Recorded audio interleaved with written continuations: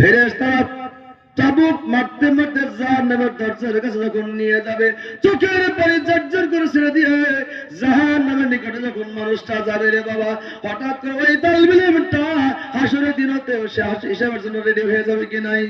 যাবে কি নাই বাবা? ওই মানুষ আর তালবিল ইলমগুলোও তো হিসাবের জন্য আল্লাহর দরবারে হাজির হবে কি নাই? হিসাবের জন্য তারাও চলে যাবে। হঠাৎ করে চায় দেখবে যেই মানুষকে জাহান্নামের হাত করে হাতের মধ্যে বাঁধিয়া চাবুক দিয়ে পিটাইতে পিটাইতে জাহান্নামের দিকে নিয়ে যাওয়া হইতেছে, হঠাৎ ওই মানুষের তালবিল ইলমটা ওই নবীর মানুষের মধ্যে মাদ্রাসা দারুল উলুম চত্বর পার মাটি ফাটা বাজারে যে ছাত্রটা পড়তো রে বাবা, ওই ছাত্রটার হঠাৎ করে মানুষটার দিকে মহব্বত আসে যাবে, চিনতে পারবে আল্লাহ ওই মানুষটা তো আমার পরিচিত মানুষ। কোন সুবহানাল্লাহ।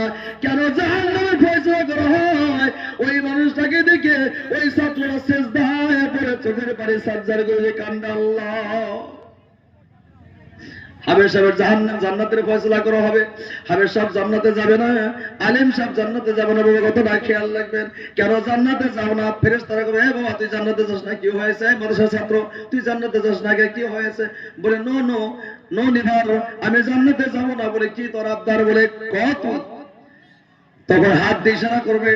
ওই ওই যে আমার চাচাটা দেখা যায়, ওই আমার আব্বা জন্য দেখা যায় আল্লাহ, ওই মানুষটা আমার সুপরিচিত মানুষ। কোন সুবহানাল্লাহ।